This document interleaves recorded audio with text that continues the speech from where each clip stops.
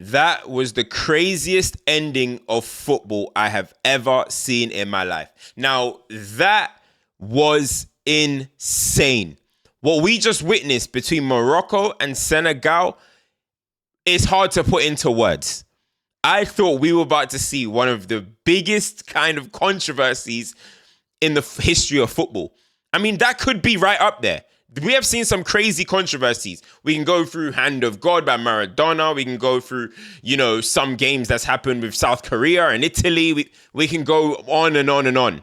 But what we saw there, I've never seen in a cup final a team walk off the pitch and say they are no longer participating in the game while a penalty is about to be taken.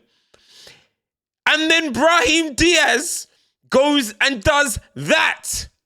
Guys, let's get into this. What we just witnessed was insane. There's no two ways about it. What we just seen is bizarre, it's wacky, and for me, it throws African football, it throws AFCON a little bit in disrepute, should I say. It really does. And I do think, congratulations to Senegal. Congratulations, I'm so happy that they won it.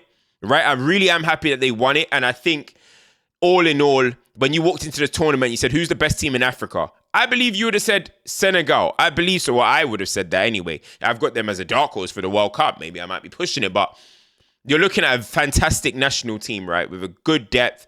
Papa Gueye, by the way, wow, that guy he looks a good player. I think other teams in Europe should be looking at him. Maybe get a big move. But I have to say, I believe the AFCON has been stained. I believe Senegal's win has been stained a little bit. And I'm in favor of what Senegal did, in terms of, the outrage, because I understand. Because I'm going to accuse the Moroccan FA. What the Moroccan FA or whoever was behind these refereeing decisions is a disgrace. They need to be named and shamed because they have stained the AFCON today. They have disgraced African football today because the disallowing of that goal that Senegal scored without a VAR review as well is simply shameful. And football was saved today by Senegal winning. But whoever is behind those decisions, we saw a very controversial decision against Cameroon with the Mbumo penalty. We saw a crazy refereeing game by that Ghanaian referee against Nigeria. And today, Senegal deservedly were about to win without a stain. And the corruption that went on today has to be outed. It has to be outed. And Brahim Diaz, my man, good tournament. But I have no idea what you were thinking today. And you know what? I don't know if the Senegalese went into the change rooms and got a wax doll of you and started poking and that's what happened. But what you did today is going to go down as one of the most embarrassing moments in the history of AFCON and potentially football.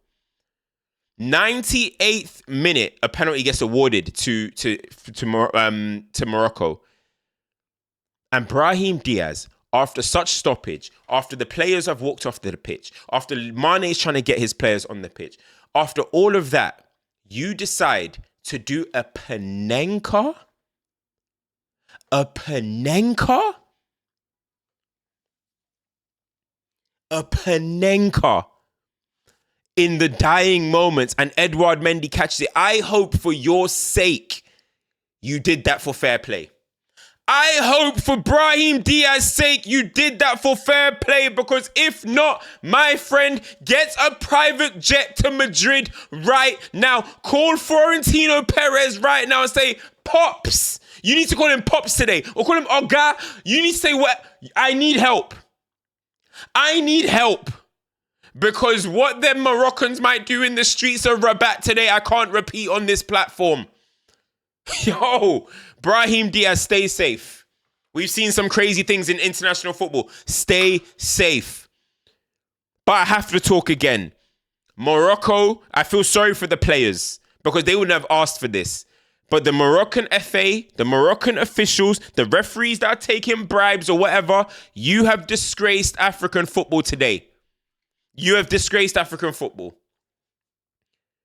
We almost saw one of the biggest robberies in history. And I understand the outrage. Now, I wouldn't have wanted them to walk off the pitch and all that because I don't want African football to look that way. I'm prideful about African football. But they did what they had to do. Of course, leader, legend, captain, Mane is on the pitch telling them, let's play. Whatever happens, what's God's will is God's will. Whatever happens, happens.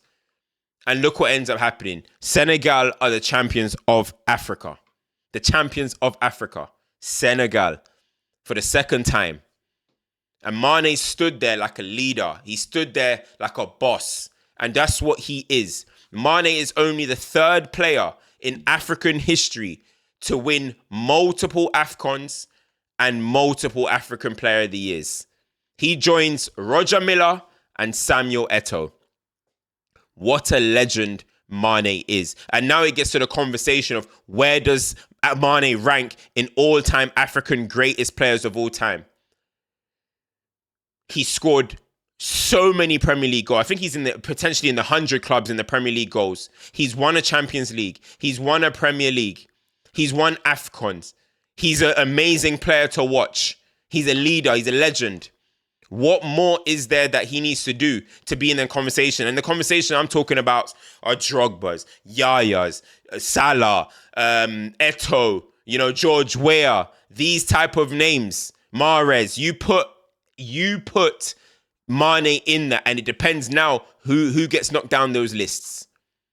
Mane is a certified legend of the game. He's a certified legend of African football, and we have to respect him while he's here. Let him smell his flowers. 2 AFCONs. Senegal never won an AFCON until Mane rolled up.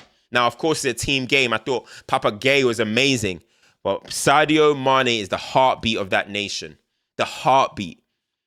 What a winner, what a champion, and congratulations to him and congratulations to Senegal. Now, the energy that this is going to give them going forward into the World Cup is going to be massive. They won 6 out of 7 games in this AFCON. So they deserve it.